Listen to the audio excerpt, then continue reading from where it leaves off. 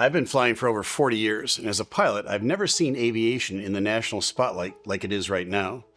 We are all asking the same question: is it still safe to fly?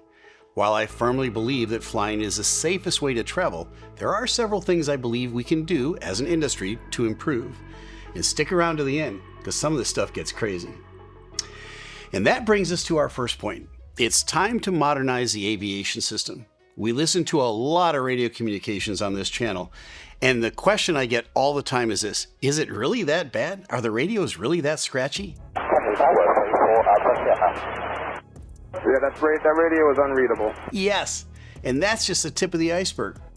When I prepare for a flight, and I need to look at flight plans, weather, and NOTAMs, I'm still printing them off on a dot matrix printer from the 1980s.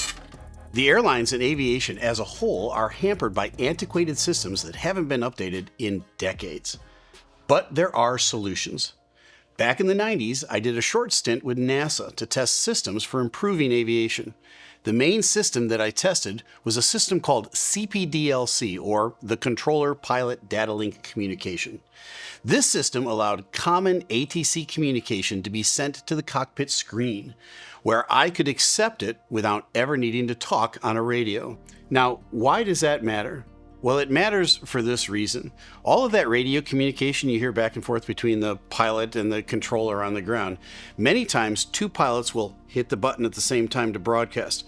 Both of those radio waves block the other communication from ever getting to the air traffic controller on the ground. From my vantage point up in the cockpit, all I hear is this, and you know one guy is talking over another guy. You have to wait until that's done. It sometimes takes 5, 6, 7 seconds for them to get done talking. And then somebody else will come on the radio and say, blocked. Now the air traffic controller has to repeat his instruction back over again. Many times that scenario is repeated again. It's cumbersome, it's archaic, we shouldn't be talking on the radios as much as we do. CPDLC has been instituted many places around the world, and it works brilliantly. CPDLC is extremely similar to sending a text to your friend. This system is common in Europe and the Asian countries, but we're still not utilizing it today in the US. This is one example of systems that are available today that we're not using. So what's the solution? Let's talk for a minute about the Airport and Aviation Trust Fund. This fund was allocated in 1970 to maintain and modernize the aviation industry. The money that was initially put in that fund sat there for decades. It grew a little bit. I think it's about $9 billion today, but it's money that for some reason the FAA just simply does not want to spend. It's like the comfort of having a lot of money in the bank account, but you need to make improvements to your home. The roof is leaking, the drain is coming down into the house, and we're just simply putting blue tarps over the whole thing. It's like having a road that you need to repair. Instead of filling the potholes with little bits of money, you need to repave the entire thing. And the FAA needs to dip into that $9 billion significantly to update the system in the US to bring it into the 21st century. I don't know why they won't. We need to get them to get off the schneid and do it.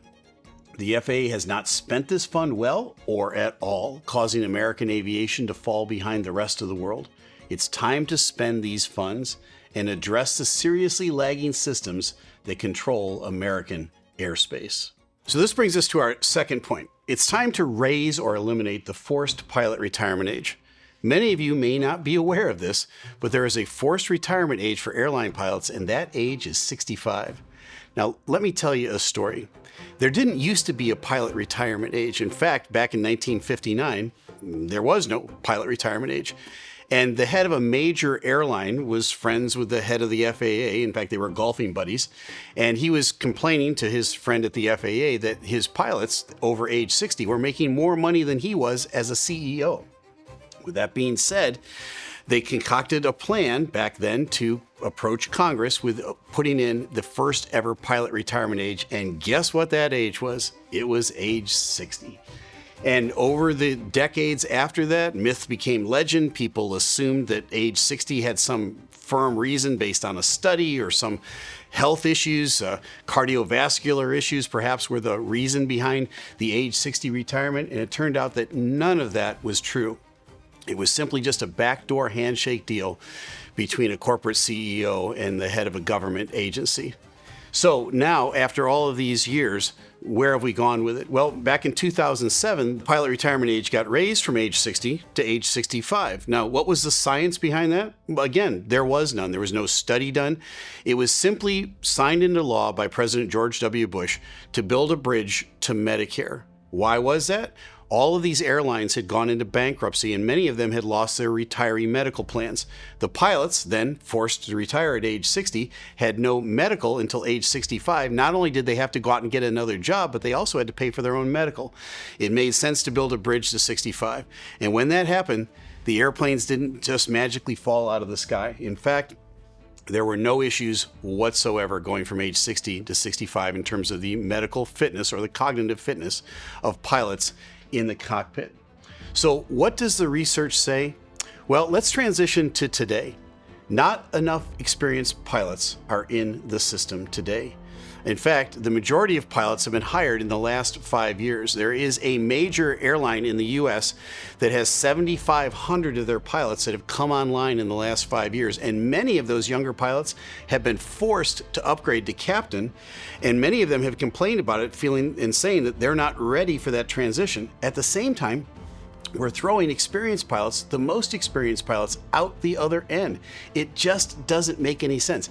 It boggles the mind to say that a pilot with 40 years experience that is physically fit, that can pass their cognitive and physical tests and pass all of their check rides, is somehow less safe than a pilot with 4 years experience that can pass all their physical and cognitive tests and all their check rides.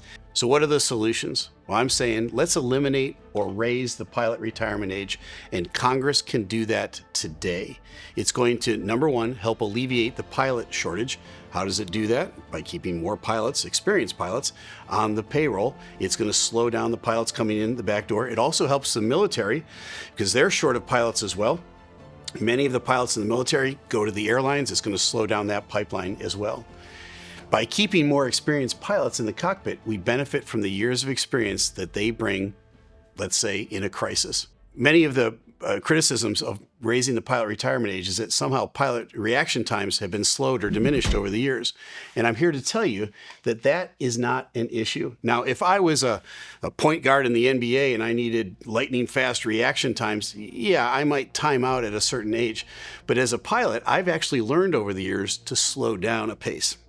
There's virtually nothing I do that I have to do in a big hurry. Most of what I do is slow down and let's walk a little bit slower through this problem so we don't create a secondary problem. That's something that a mature, wise, older pilot will bring to the equation for a younger pilot that's being mentored. Pilots are the most tested profession in the world. Every 6 months, I have to go in for additional training, a physical, a mental evaluation, and every 9 months I receive a check ride from the FAA. We should use this system to determine the safety and efficacy of a pilot in the cockpit, not an arbitrary number like your next birthday when you turn 65. Look, folks, when you get on an airplane and you get a chance to glance up into the cockpit, you're looking for one thing and one thing alone. You don't care what gender the person is flying the airplane. You don't care what color their skin is. You're looking for a little bit of gray hair. And when you see some gray hair up there, you go back and sit in your seat and you kind of sit back, relax, and you enjoy the flight. When you don't see that gray hair, are you concerned? You might be. And that's the whole point. We need to keep experienced pilots flying. And when I turn 65 this year, which is in 8 months from now, when I turn 65, one day I am in charge of the biggest airplane at the biggest airline in the world, and all of the trust and responsibility for the hundreds and even thousands of lives that involves are given to me on day one, or on the day before my birthday, and the day after my birthday. I can't even get into the airport unless I buy a ticket.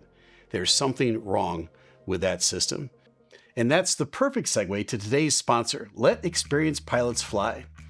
Let Experienced Pilots Fly is the organization working with Congress and the FAA to try and pass meaningful change on this topic. Here at the Captain Steeeve channel, we wholeheartedly support the work they are doing and would encourage you to do the same. If you want to find out more about their work or ways you can help affect change, visit the link in the description below. Thanks to Let Experienced Pilots Fly for sponsoring today's video. That brings us to our third point. Congress and the FAA should allow air traffic controllers to work past age 56. I'll bet most of you are unaware that air traffic controllers have to retire so young. I know I was. This forced retirement is based on the potential that is, of cognitive decline, not actual cognitive decline. Air traffic controllers receive the same vigorous medical and mental evaluations that I do. They have the same standard of excellence in everything they do that I do. So the same standard that should apply to pilots should apply for air traffic controllers.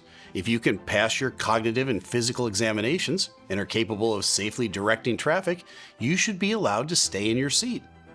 But what are we missing when we force air traffic controllers to retire? Well, in a word, experience. An experienced air traffic controller can see the danger ahead and avoid it. Believe me when I say, as a pilot, I want more experienced air traffic controllers over controllers with a faster reaction time. Eliminating the air traffic controller forced retirement age would help to alleviate the ATC shortage we're currently facing and improve safety by keeping experienced operators at the helm. Both the pilot and ATC forced retirement age is ageism at its worst. And with that, we are at my final recommendation, and possibly the most surprising one of all. Congress needs to create a requirement for the FAA to enact NTSB findings with very few exceptions. Now, this one is a little technical, so let me break it down for you. For those who don't know, the FAA is the governing body that regulates American airspace.